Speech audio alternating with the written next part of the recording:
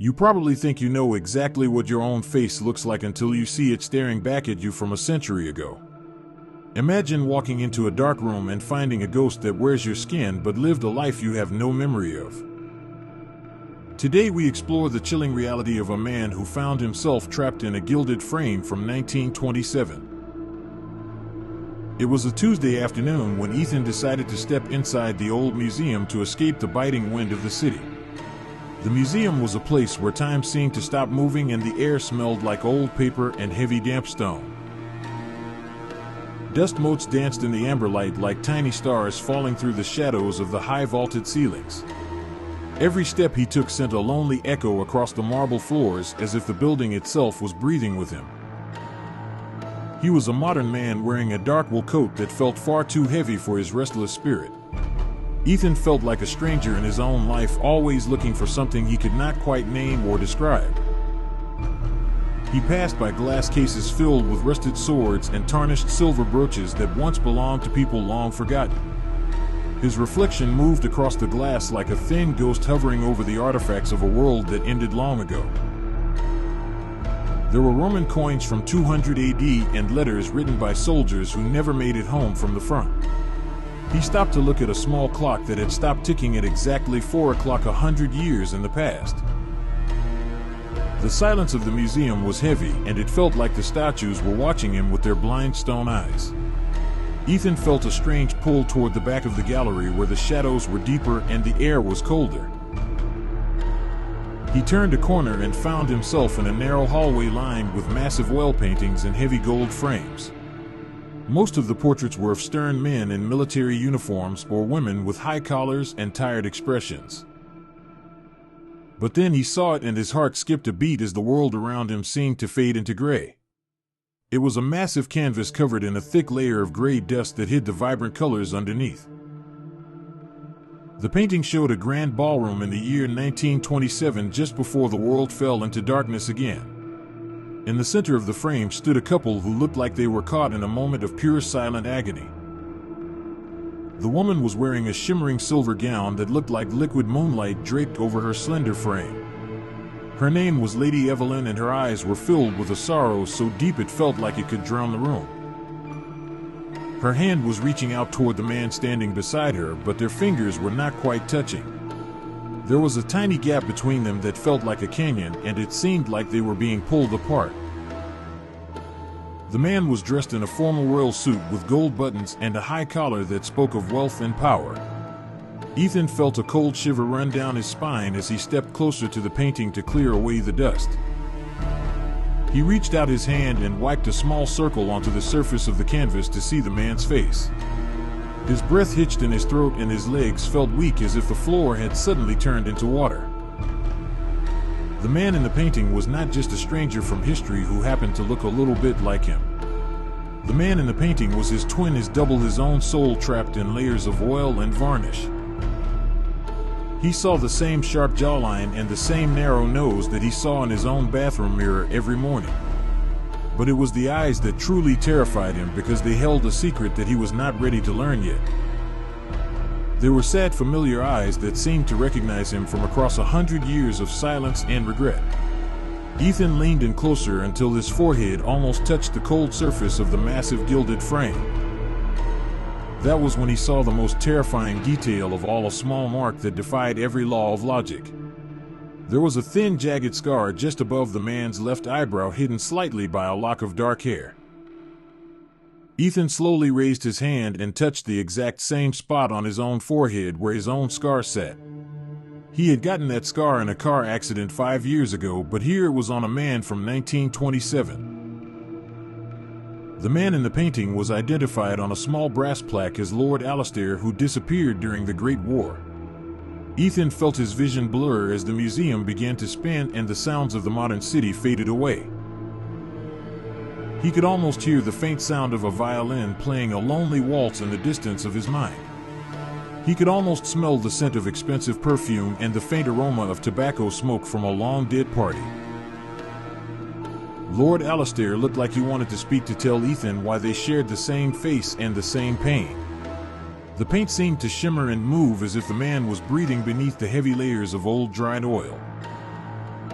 Ethan felt a crushing weight in his chest as he realized he was looking at his own past life and his own lost love. He wanted to reach into the frame and grab Lady Evelyn's hand to close the gap that had lasted for a century. But he was just a man in a coat standing in a dusty room while she was a ghost made of light and pigment.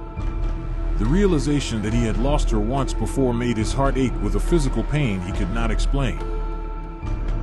He stood there for hours until the museum guards came to tell him that it was time for the doors to close. He walked out into the cold night air feeling like half of his soul was still standing back there in the dark.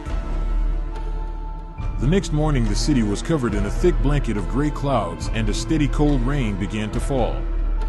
Ethan sat inside a small cozy cafe where the windows were steamed up from the heat of the coffee machines. He chose a table in the corner far away from the other people who were busy talking and laughing about their lives. He stared out of the rainy glass window at the people passing by with their umbrellas and their busy modern worries. His coffee sat untouched on the table growing cold as he watched the water droplets race down the pane of glass. The rain turned the world outside into a messy watercolor painting of neon lights and gray asphalt.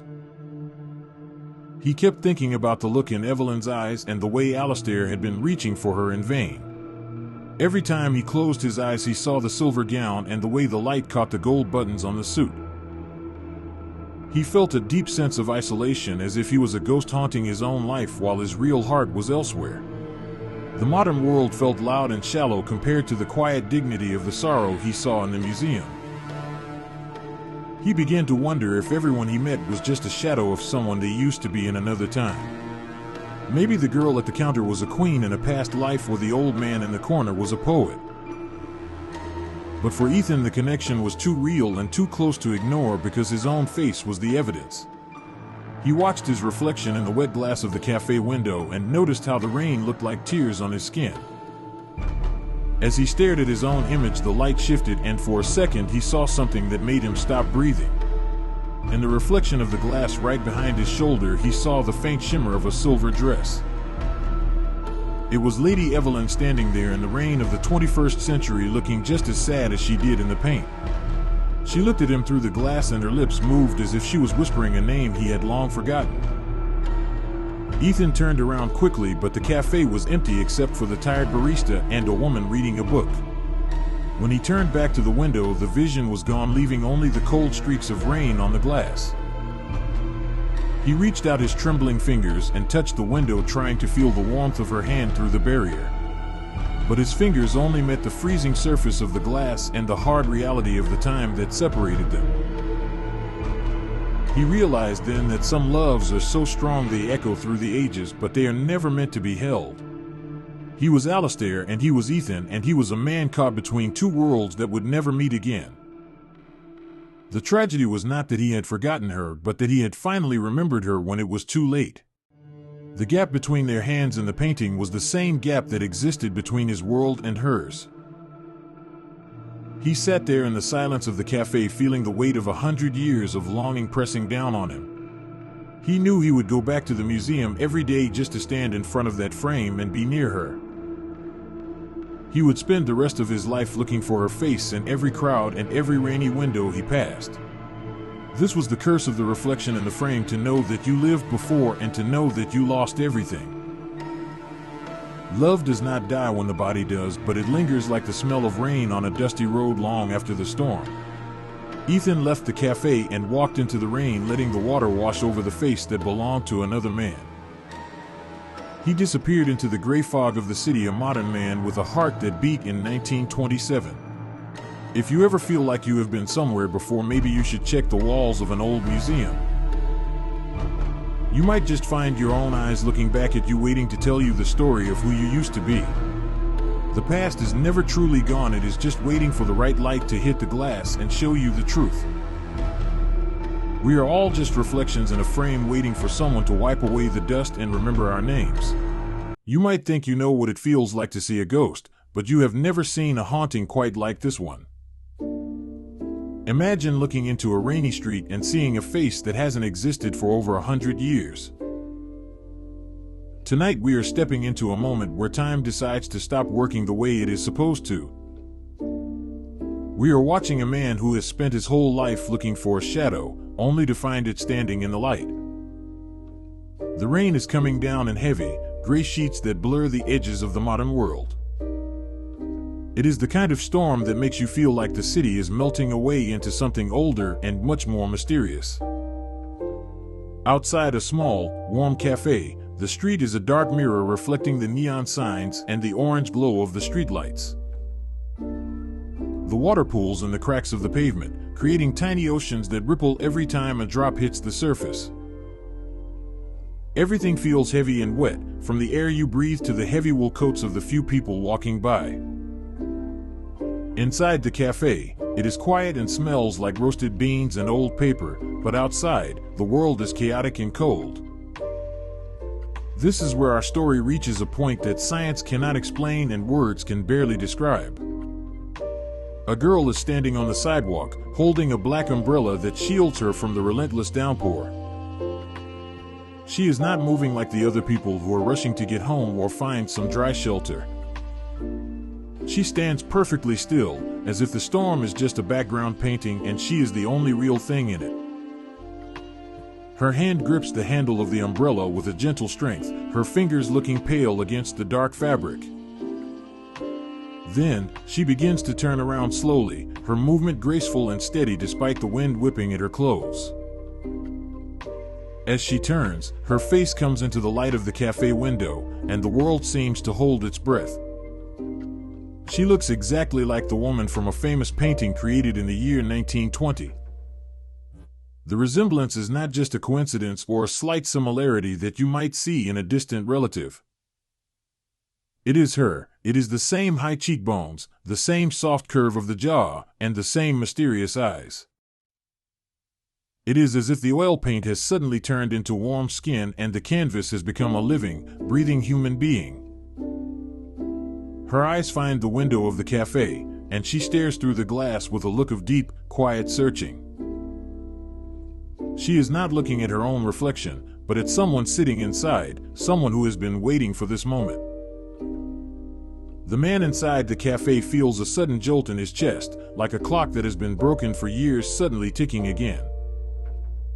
He has spent years studying that 1920 painting, memorizing every brushstroke and every shade of color used by the artist. He knows the way the light hit her hair in the portrait, and he sees that same light now, even in the rain. His heart begins to race so fast it feels like it might burst through his ribs as he stares back at her. The girl does not smile, and she does not wave, she simply looks at him with a gaze that spans a century. There is a strange sense of purpose in her expression, a feeling that she has traveled a very long way to be here. The man cannot sit still for another second because the air in the cafe suddenly feels too thin to breathe. He pushes back his chair, the sound of which scraping against the floor lost in the muffled roar of the rain outside. He doesn't grab his coat or his own umbrella, he just moves toward the door with a desperate, frantic energy. When he hits the door, the cold air rushes in to meet him, smelling of wet pavement and electricity. He bursts out onto the street, and the rain immediately soaks through his shirt, clinging to his skin like a cold hand. He stops just a few feet away from her, and for a moment, the entire city of the 21st century disappears. The sound of the cars and the distant sirens fade away until all that is left is the rhythmic drumming of water.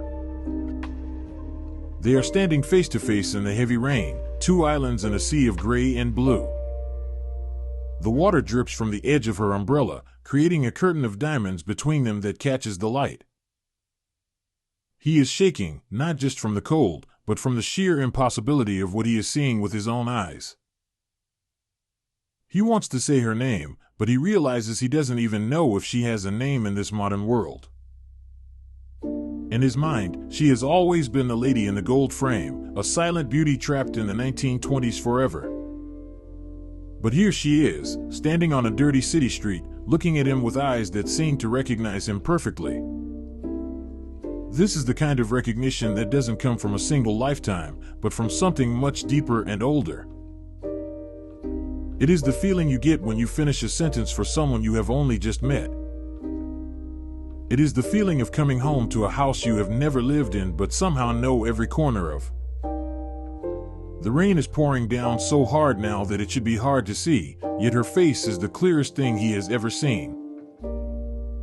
Her skin has a glow that seems to push back the shadows of the storm, making her look ethereal and timeless. She tilts her head slightly, watching him with a mixture of sadness and a very ancient kind of joy. The man reaches out a hand, his fingers trembling as they hover in the space between them. He is afraid that if he touches her, she might vanish like a dream or turn back into a cloud of paint. But the girl does not move away. She stands her ground, letting the rain wash over the world around them. The 1920s were a time of jazz and smoke and change, a world that felt like it was spinning faster than ever before. The woman in the painting was a symbol of that era, a ghost of a time when everything felt possible and dangerous. Now, she is standing in a world of computers and glass skyscrapers, yet she doesn't look out of place at all. She looks like she belongs exactly where she is, in the arms of the rain, staring at the man she was born to find. The intensity of their gaze is so strong that it feels like it could stop the rain mid-air if they wanted it to.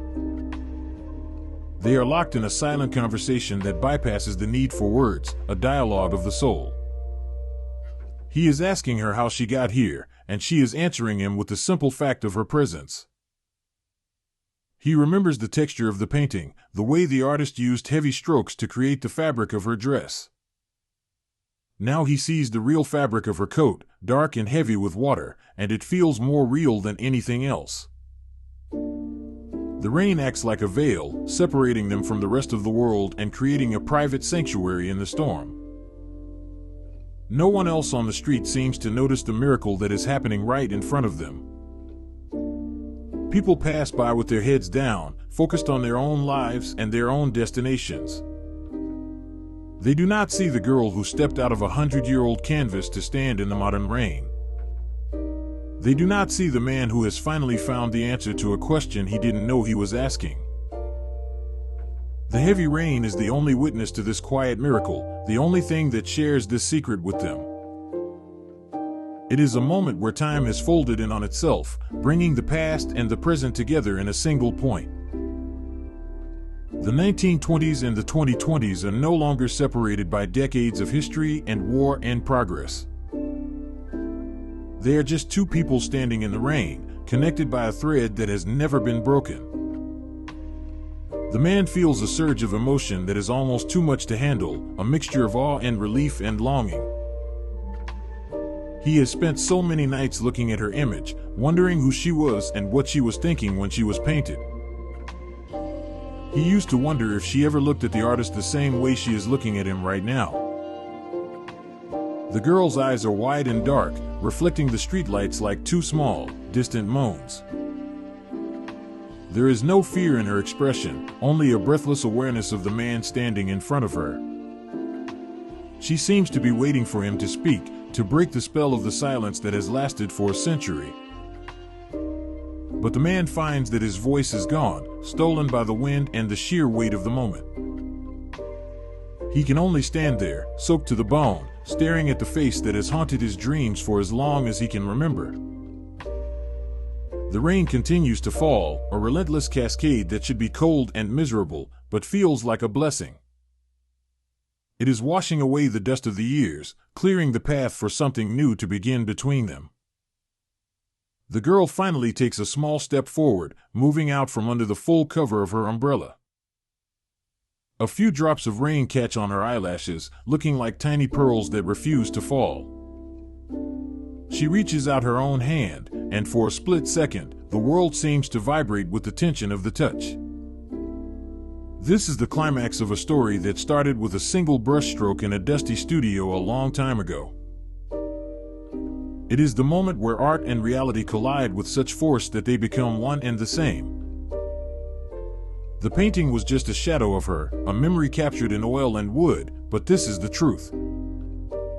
The truth is that some things are too beautiful to stay in the past, and some connections are too strong to be broken by time. The man feels the coldness of the rain disappearing, replaced by the heat of her gaze and the proximity of her body. He realizes that he doesn't need to understand how this is happening to know that it is the most important thing in his life. The mystery of her arrival is less important than the simple fact that she is here, standing in front of him.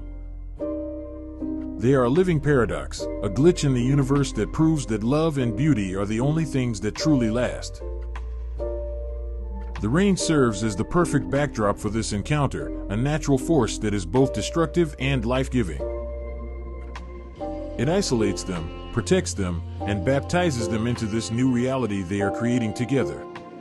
As they stand there, the heavy rain becomes a symphony, a rhythmic heartbeat that matches their own. The man knows that his life will never be the same after this night, and he wouldn't want it to be.